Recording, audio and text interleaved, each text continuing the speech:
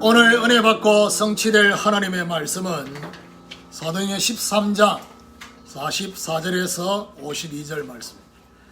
사도행전 13장 44절에서 52절까지 제가 한 절 읽고 여러분 한 절 읽고 교도하도록 하겠습니다. 그 다음 안식일에는 온 시민이 거의 다 하나님의 말씀을 듣고자 하여 모이니 유대인들이 그 무리를 보고 시기가 가득하여 바울이 말한 것을 반박하고 비방하고는 바울과 바나바가 담대히 말하여 이르되 하나님의 말씀을 마땅히 먼저 너희에게 전할 것이로되 너희가 그것을 버리고 영생을 얻기에 합당하지 않는 자로 자처하기로 우리가 이방인에게로 향하노라. 주께서 다시 우리에게 명하시되 내가 너를 이방의 빛으로 삼아 너로 땅끝까지 구원하게 하리라 하셨느니라. 이방인들이 듣고 기뻐하여 하나님의 말씀을 찬송하며 영생을 주시기로 작정된 자는 다 믿더라. 주의 말씀이 그 지방에 두루 퍼지니라. 이에 유대인들이 경건한 기부인들과 그 신의 유력자들을 선동하여 바울과 바나바를 박해하게 하여 그 지역에서 쫓아내니 두 사람이 그들을 향하여 발에 티끌을 떠올리고 기분 이름으로 가방을 같이 읽읍시다. 제자들은 기쁨과 성령이 충만하니라. 아멘. 우리 교도관 말씀을 가지고 하나님의 작정된 자라는 제목으로 말씀을 증거하기로 합니다. 우리 옆에 보랑 인사합시다. 작정된 자를 구분하는 눈이 열립시다. 건너와서 우리를 도우라는 말씀이 성취되기 위해서는 영적 현장을 보는 눈이 열려야 할 것입니다. 사람만 보이고 환경만 보이고 문제만 보이는 데서 배후의 영적인 흑암의 역사, 불신앙의 역사, 죄의 역사를 볼 수 있는 눈이 열려야 돼요. 복음을 대적하는 마술사. 그러면 우리 안에도 복음이 뿌리 내리지 못하게 만드는 불신앙 있습니다. 그렇죠? 말씀을 듣고자 하는 총독. 이 바보섬에 두 가지가 공존했던 것처럼 우리의 심령에도 이 두 가지가 공존하고 있을 수 있어요. 그렇죠? 한쪽에서는 하나님의 선을, 한쪽에서는 나의 이 놓지 못하는 이 부분이 서로 같이. 그래서 바울처럼 뭐 해야 됩니까? 그리스도의 권세를 사용해야 할 것이다.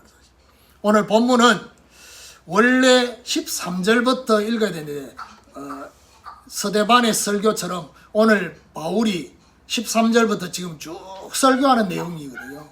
그러면서 오늘 읽은 이거는 이제 결론 부분의 이제 내용입니다.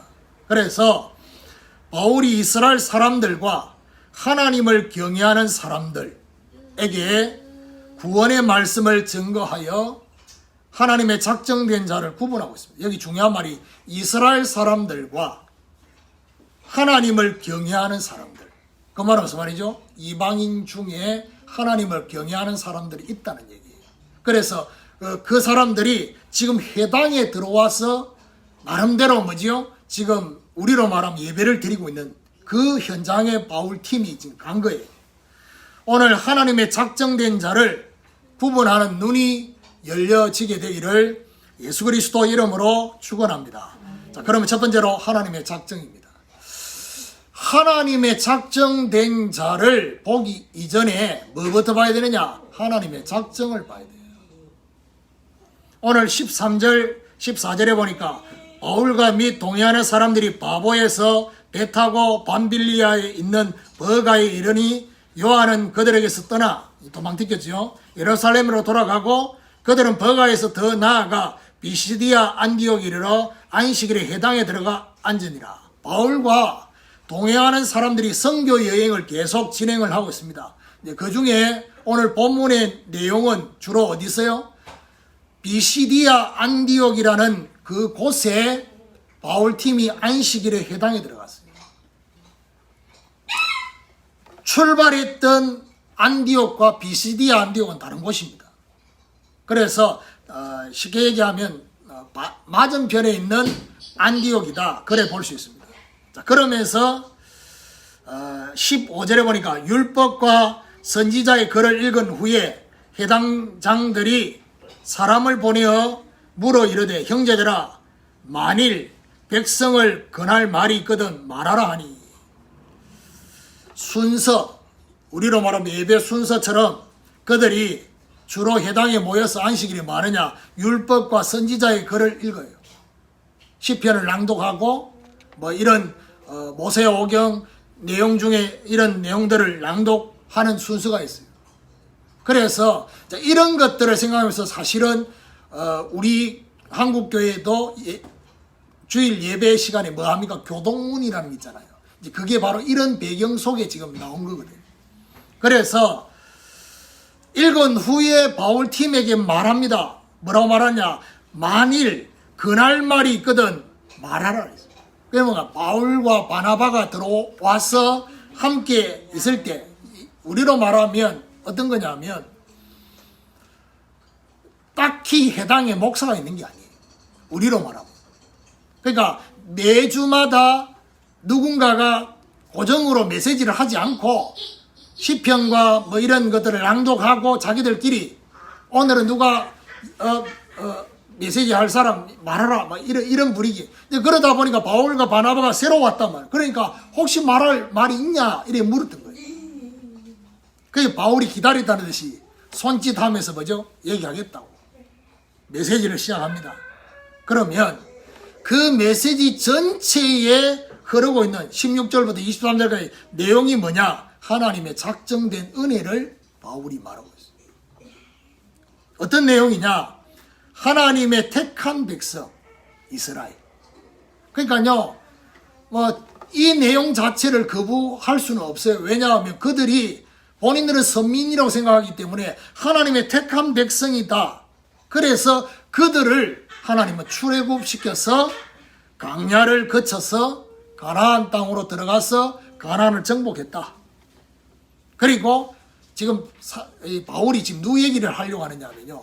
그들이 제일 중요하게 생각하는 다윗을 지금 언급하려고 해요. 다윗과 예수 그리스도를 언급하려고 지금 얘기를 하는 거예요.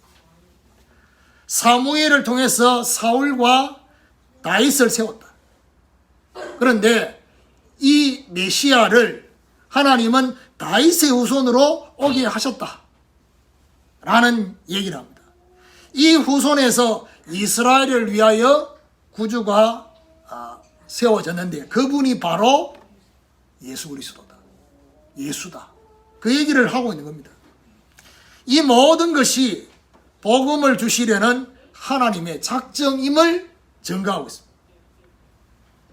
이 모든 하나님의 작정이 뭘로요? 약속으로 주어졌고 성취되어졌다는 내용입니다. 자, 하나님의 작정. 이 작정이라는 이 말은 어디서 나온 단어냐? 하나님의 주권이라는 것에서 나온 거예요. 주권 속에, 하나님의 절대 주권 속에 있는 작정이에요. 그러면 구약의 이 작정이라는 단어를 이게 표현했는 인물이 있어요. 그게 누구냐? 욥이에요. 욥이 어마어마한 시련을 겪으면서 욥기 23장에 뭐라냐? 나의 가는 길을 오직 그가 아시나니 그가 나를 단련하신 후에 내가 정금같이 나올 거다. 그렇게 말하면 그 밑에 14절에 뭐라고 말하냐면요. 하나님은 내게 작정하신 것을 분명히 이루실 거다. 라고 말씀하고 있습니다. 자, 그 말은 무슨 말이죠? 오늘 본문의 내용은 복음에 대한 하나님의 작정을 말하지만은 오늘 저와 여러분은 이미 복음을 받았어요. 그래서 지금 원고에 없는 내용을 지금 얘기합니다. 오늘 지금 새가족 양육 메시지 하면서도 얘기했죠. 하나님의 작정 속에 있는 사람. 그 말은 무슨 말이냐?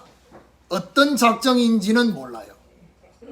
구원에 대한 작정을 넘어서서 하나님이 저와 여러분을 통해서 이루시고자 하는 사명에 대한 작정 속에 하나님이 그걸 이루시려고 하는데 이미 저와 여러분 안에 들어와 있는 잘못된 기준이 이 하나님의 사명을 이루는 데 걸림돌이 돼요. 그래서 하나님이 그 기준이 절대 기준이 아님을 하나님 판을 흔들어요. 그래서 욥 같은 경우는 뭘 봤습니까? 자기 가정에 시련이 왔어요. 그렇죠? 재산을 다 빼앗기고 자녀들 10명이 다 죽고 심지어 자신의 아내도 자기에게 하나님을 저주하고 죽으라고 말하고 집을 나가버리고 그래가 친구들이 위로하러 왔다가 위로한 친구가 도리어 욥을 지금 정죄하고 뭘 잘못된 게 있으니까 이렇지 이런 식으로 얘기를 했단 말이에요. 결국 그 얘기에 막 길게 얘기한 얘기. 그 와중에 욥이 고백하는 거예요. 그런데 욥기를 누가 기록했습니까? 욥이 기록했어요. 그러면 결국 무슨 말이죠? 욥은 이런 중요한 문제를 통해서 뭔 눈이 열렸냐? 영적인 눈이 열렸어요. 뭘 봤냐? 영계에 흑암과 사단이 자신을 공격하고 있다는 걸 본 거예요. 그전에 못 봤어요. 그전에는 그냥 율법 충만한 신앙생활을 했어요. 그래서 사실은 두려워하는 그 두려움 때문에 자기에게 실제로 재앙이 임하게 되는 그런 결과들이 왔어요. 그런데 하나님은 욥에게 사단의 역사만 보게 하신 게 아니에요. 뭐죠? 이 사단이 공격하는 이 공격에 그 위에 있는 하나님의 주권과 작정을 보게 한 거예요. 무슨 말이냐 하면 오늘 저와 여러분에게 사단이 공격하는 것처럼 우리를 계속 흔드는 그 부분이 사단의 역사로만 볼 수 있는 게 아니라는 겁니다. 하나님이 저와 여러분을 흔들고 있는 거예요. 왜요? 절대 기준을 바꾸라는 거예요. 내가 가지고 있는 그 절대 기준과 같은 그 부분이 절대 기준이 아니라는 겁니다. 저와 여러분에게 나름대로 형성된 복음 아닌 것들이 기준처럼 딱 자리 잡고 있어요. 그게 하나님의 인도받는 걸림돌이 되고 있어요. 하나님이 그거 바꾸라고 지금 뭐요? 오직 되도록 하려고. 무슨 말입니까? 가지치기 하는 은혜 말고 내 인생의 뿌리와 배경을 바꾸라는 겁니다. 더 이상 그 부분에 공격을 받지 않도록 하려고 하나님이 지금 흔드신 거예요. 지금 욥에게 지금 흔든 것처럼. 무슨 말이지요?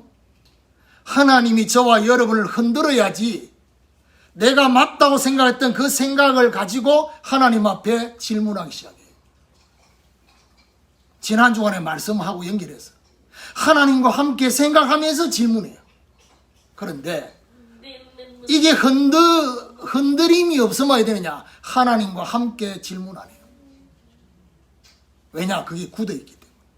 하나님 지금 그 부분을 지금 오늘 저와 여러분에게는 작정하신 부분. 참고로 지금 이 세가족 양육 메시지 하고 난데 지금 예배 중간에 지금 질문하고 답하는 이 내용이 너무 중요한 내용들이 많이 나갔거든. 그 얘기를 하지 않을 수 없어요. 하나님의 작정이 있는가 하면 하나님의 유기가 있어요. 유기가 뭐냐? 버려두는 거예요. 로마서 1장에 보니까 뭐라느냐? 하나님이 그들을 버려뒀다 했어요. 그 말은 무슨 말이죠? 우리가 볼 때는 막 내 심령이 흔들리고 계속 이게요. 그러면 하나님이 나를 이렇게 막 흔든다고 한다면 그러면 하나님이 나를 향해서 뭔가 이렇게 잘못된 걸 지적하고 있는 거 아닙니다. 그냥 버려두는 것이 하나님이 심판하는 거예요. 그냥 버려두는 것이 저주예요. 흔든다는 자체가 하나님이 사랑하시는 거예요. 그리고 더 나아가서 흔든다는 자체가 하나님 보실 때는 가능성이 있기 때문에 흔드는 거예요. 그리고 하나님이 하나님과 함께 이 문제를 해결하기를 하나님 원하셔요. 그래서 그 부분에 더 이상 사단의 공격이 없도록 하나님이 그 부분에 집을 짓고 거기 주인 노릇하기를 하나님 원하시는 거예요. 지금 그게 하나님 작정이에요. 그 작정의 시작이 뭐냐? 질문이에요. 하나님 앞에. 하나님 앞에 질문하나. 그래서 이 질문 자체가 없는 것 자체가 버려두고 있는 거예요. 그냥 놔두고 있는 거예요.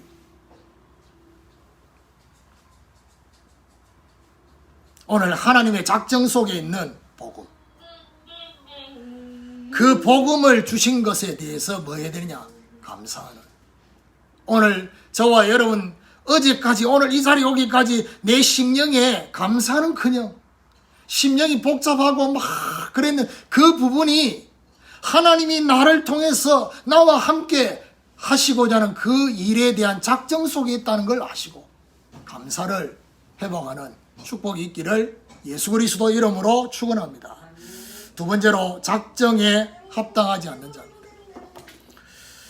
24절 25절에 보니까 그가 오시기에 앞서 요한이 먼저 회개의 세례를 이스라엘 모든 백성에게 전파하니라.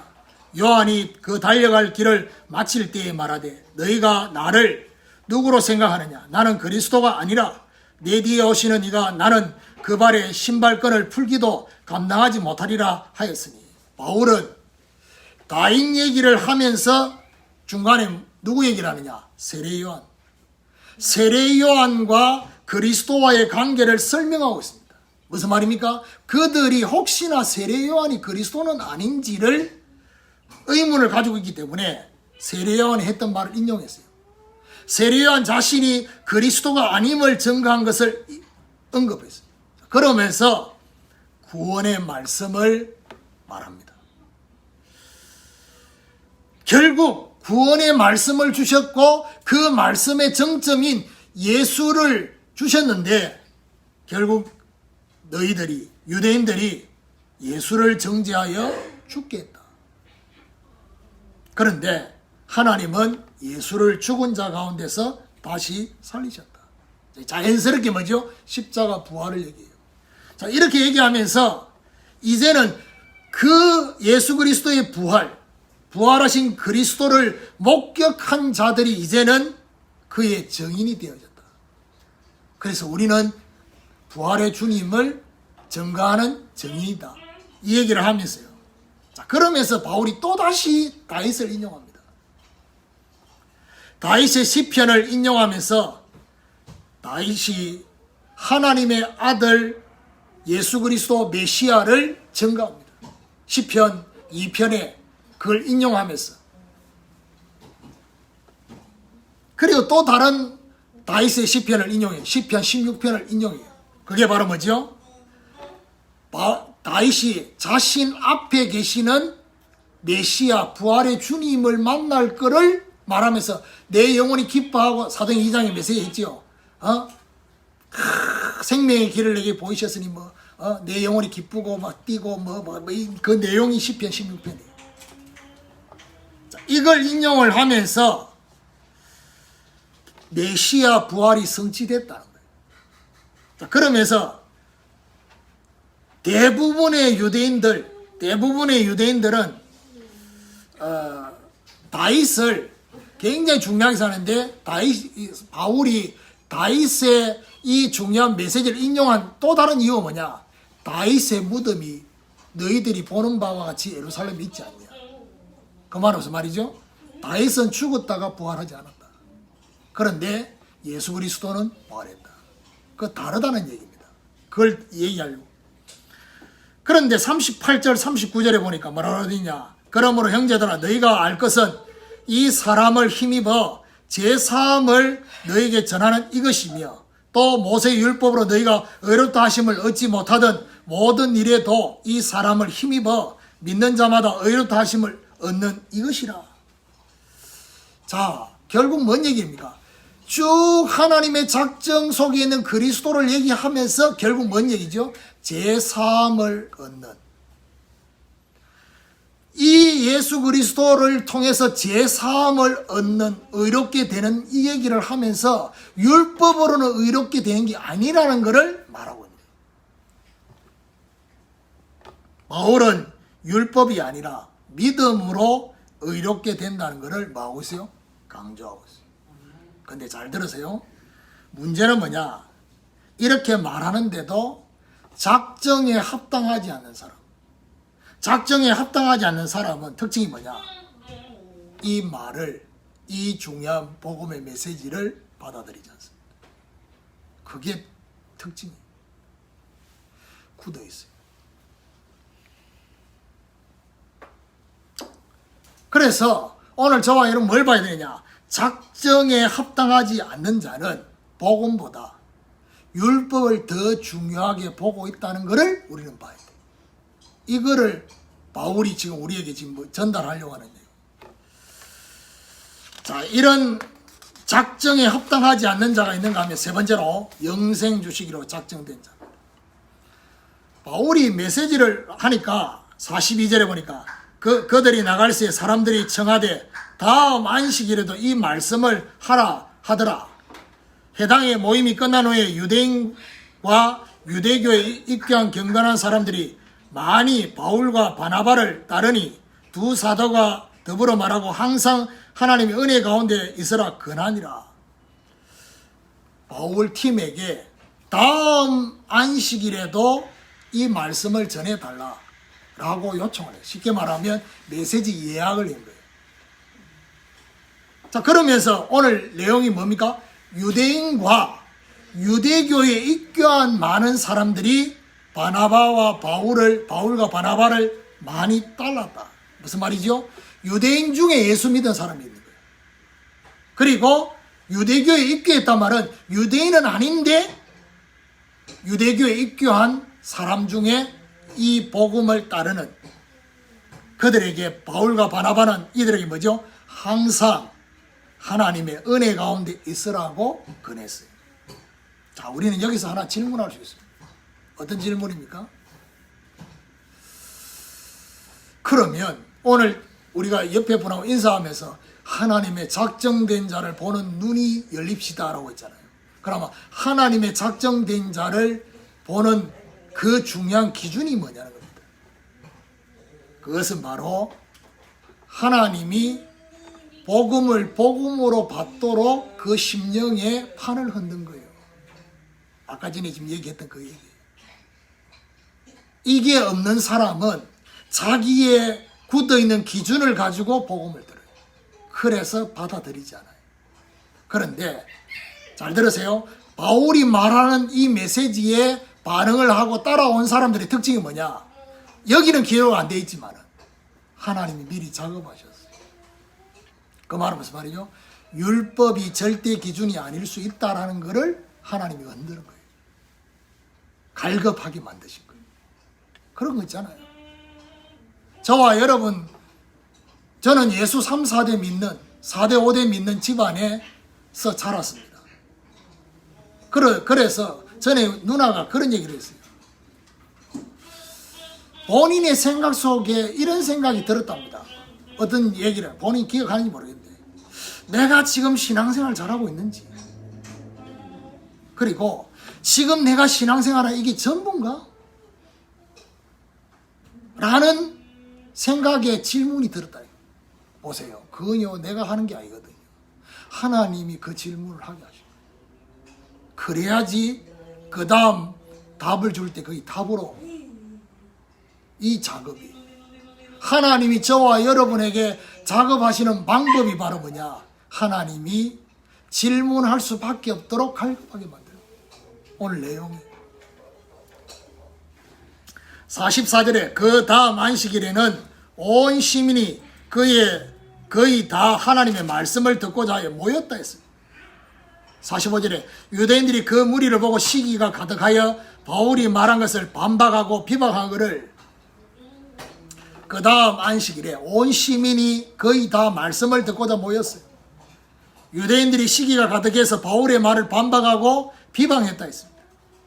46절에 바울과 바나바가 담대히 말하여 이르되 하나님의 말씀을 마땅히 먼저 너희에게 전할 것이로되 너희가 그것을 버리고 영생을 얻기에 합당하지 않는 자로 자처했다. 그래서 우리가 이방인에게로 향하노라. 영생 얻기에 합당하지 않는 자로 자처했어요. 그 때문에 이방인으로 향했어요. 이방인들은 뭐라고 반응하겠습니까? 땡큐. 자처하는 바람에 이방인으로 가게 됐어요. 47절 48절 주께서 이같이 우리에게 명하시되 내가 너를 이방의 빛으로 삼아 너로 땅끝까지 구원하게 하리라 하셨느니라 하니 이방인들이 듣고 기뻐하여 너무 은혜스러운 말이 뭐냐? 하나님의 말씀을 찬송했다 했어요. 찬송의 제목이 달라요. 이방인들이 복음하는 사람들이 하나님의 말씀을 찬송하여 영생을 주시기로 작정된 자는 다 믿더라 했습니다. 주께서 자신들을 이방의 빛을 삼아 땅끝까지 구원하게 하셨다는 사실, 이 말씀이 우리에게 지금 성취되고 있다. 이방인들이 복음을 듣고 하나님의 말씀을 찬송하게 됐습니다. 하나님께서 영생을 주시기로 작정된 자, 그 작정된 자는 다 믿게 되는 것입니다. 오늘 저와 여러분, 우리는 하나님의 작정으로 이 복음을 듣게 되고 복음 속으로 들어오게 됐어요. 그러면 그 하나님의 작정의 시간표 속에 어떻게 해요? 오늘 저와 여러분에게 구원의 복음으로 끝나는 게 아니라 사명의 복음으로, 저와 여러분 전도와 선교의 이 복음으로 이어지도록 하기 위해서 하나님의 그 작정의 시간표 속에 저와 여러분의 지금 이런저런 여러 가지 문제를 허락하시고 계세요. 더 정확하게 말하면 그것 때문에 하나님의 작정의 시간표가 빨리 성취돼요. 찬송 가사처럼 이 풍랑 인연하여서 더 빨리 갑니다. 욥에게 일어났던 그 많은 어려움들이 하나님의 작정이 성취되도록 하는 지름길이었어요. 욥이 그걸 발견한 거예요. 오늘 우리의 선교는 어떤 선교입니까? 저와 여러분의 선교는, 오늘 나는 이 말씀 준비해놓고 그동안 인도네시아 가서 갔던 그 부분을 좀 생각했습니다. 생각하면서 뭔 생각했냐? 몇백 명 영접했다. 중요하지 않다. 영접 따라 할 수 있어요. 근데 중요한 건 뭐죠? 그 안에 작정된 데가 있다. 그러면 우리가 하는 선교는 어떤 선교입니까? 하나님이 작정해 놓은 자를 찾기 위한 선교. 그렇습니다. 하나님의 절대 주권 속에 있는 작정된 자, 그 사람을. 너무 감동이 되는 이유가 뭔지 압니까?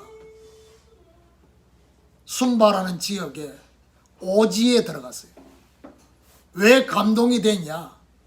어떤 선교학자가 뭐라고 말했냐? 적어도 한 명이 구원받는 데는 30명의 전도자가 지나간다고 하는데, 그 현장에 가서 30명의 전도자가 지나가지도 않았던 그 현장에 하나님이 나를 여기 보냈단 말이에요. 그들이 복음을 들으면서 눈망울이 바바바바바바 하는데, 그 눈망울이 어떤 눈망울이냐? 하나님이 그 영혼들을 바라보는 눈망울로 보였어요.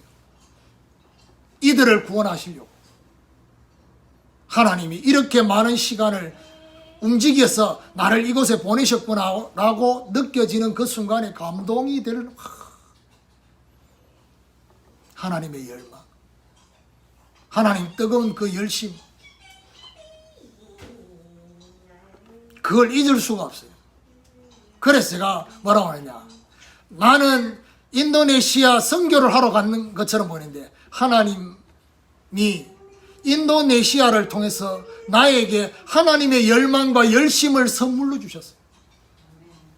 그게 하나님이 이 선교를 통해 주신 보너스였어요. 그래서 인도네시아를 사랑할 수밖에 없었던 거예요. 그럼 인도네시아 하면 그래야 되느냐? 그렇지는 않습니다. 근데 하나님이 그 나라를 통해 주신 선물이기 때문에 오늘 우리도 복음의 말씀을 찬송하면서 작정된 자를 찾으러 가는 이런 하나님의 축복이 있기를 예수 그리스도 이름으로 축원합니다. 결론입니다. 우리는 하나님의 작정과 하나님의 시간표를 구분할 수 있어요. 그 말은 무슨 말이냐? 오늘 반응이 작정 속에 있지 않는 것처럼 느껴져요. 그럼 포기해야 되느냐? 복음의 말씀을 완전 거부함으로써 하나님의 작정 밖에 있을 수도 있지만 하나님의 시간표가 아직 아닐 수 있기 때문에 저와 여러분 뭘 포기하지 말아야 되느냐? 중보 기도하는 것을 포기하지 말아요. 그렇잖아요. 중보 기도하는 마지막까지 중요한 영혼을 놓고 기도했는데 그 영혼이 본인이 죽기 전에 다 영접, 한 명 영접 안 했는데 본인이 죽고 난 뒤에 예수 믿게 되는 그런 결과도 올 수 있다니까. 오늘 복음을 거부하는 자도 있습니다. 그렇죠. 오늘 내용에. 그렇지만은 복음을 거부하는 그들에게 바울 팀이 예수님께서 하신 말씀처럼 너희를 영접하지 않으면 너희 발에 먼지를 털어버리라 그거 그대로 하고 있어요. 털어버리고 52절에 제자들은 기쁨과 성령이 충만하니라. 복음을 거부하는 자도 있지만은 복음에 반응하는 기쁨과 성령 충만한 제자들도 일어난다는 것입니다. 그렇죠. 지난 주간에도 제가 전사님하고 통화하고 이렇게 하면서 저는 그런 얘기를 했습니다. 어떤 얘기를 했냐면 하나님이 나에게 우리 교회에 눈에 보이는 부흥을 주지 않아도 그것이 나에게 문제가 되지 않는 이유, 하나님이 나에게 말씀을 계속 주시고 그 말씀을 성도들에게 계속 전달할 수 있도록 은혜를 주시고 있는 이거 나에게는 하나님이 일하고 계신 기준이다. 절대 기준이다. 그래서 내한테는 문제될 게 없다. 그러니까요. 하나님 말씀 주시고 계세요. 오늘도 우리 성도들에게 어디서 들어볼 수도 없는 저 깊은 곳에 그동안 우리 전혀 보지 못했던 그 깊은 곳에 성령으로 조명해서 하나님이 대수술을 해가지고 하나님이 쓰시려고 말씀을 주고 계시는데 문제될 게 없어요. 여기에 반응하는 여러분이 계시기 때문에 복음을 거부하는 사람이 있어도 관계없다. 그렇습니다. 한 명만 복음에 반응해도 그 복음의 역사는 다릅니다. 그렇습니다. 하나님이 어떤 역사를 이루실지 몰라요. 그러니까 하나님이 말씀 주시고 계시는 것에 감사해야 돼요. 그 말씀을 주신다는 것은 성취하실 거니까 이 말씀 속에 저와 여러분 인생이 있다는 사실을 생각하면서 하나님이 우리 인생을 지금 완전히 만들고 계신다는 사실. 그 말하면서 말이죠. 진짜 전도가 되도록 하는 인생으로. 그렇죠. 전도하러 다니지 않았는데 내 인생이 전도가 되는 인생으로 만들어가고 있습니다. 그 베이스와 바탕을 바꾸는 작업을 하고 계시는 이게 전도를 향한 하나님의 여정 속에 우리 교회를 지금 인도하고 계신다는 것을 봐야 돼요. 오늘부터 이런 하나님의 작정에 감사하면서 이 작정된 자를 찾는 전도자가 되기를 예수 그리스도 이름으로 축원합니다.